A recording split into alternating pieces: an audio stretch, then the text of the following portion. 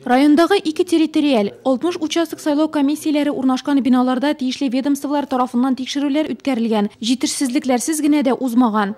Это отсутствие арочных металлодетекторов,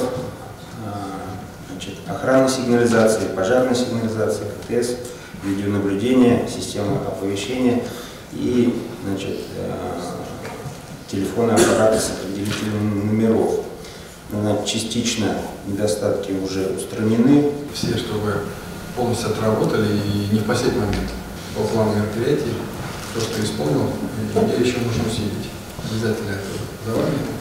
Сайлау участокларында террорга каршы торуны тәэмин итү тулысынча комиссия рәисе җаваплылыгында, янгын куркынычсызлыгы өчен җаваплылык та алар өстеннән төшерелми.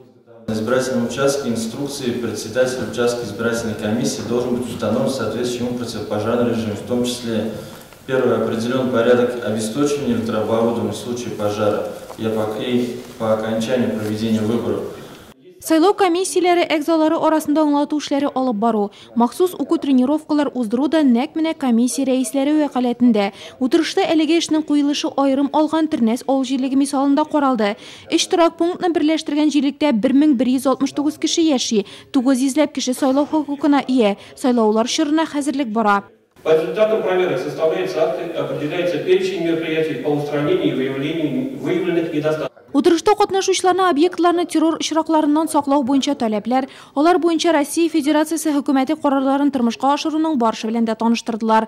Районда анда исемлеккә халык күп җыела торган 29 террорчылык актлары мөмкинлеге булган 126 объект исәпләнә. Гомумән һәр объектта сак хезмәтенең ныклыгын, шанычлылыгын, куркынычсызлык хезмәте вәкилләре белән берлектә күздән кичерергә, җаваплы затлар белән инструктаж үткәрергә һәркемне игътибарлы булырга чакырдылар утырышта.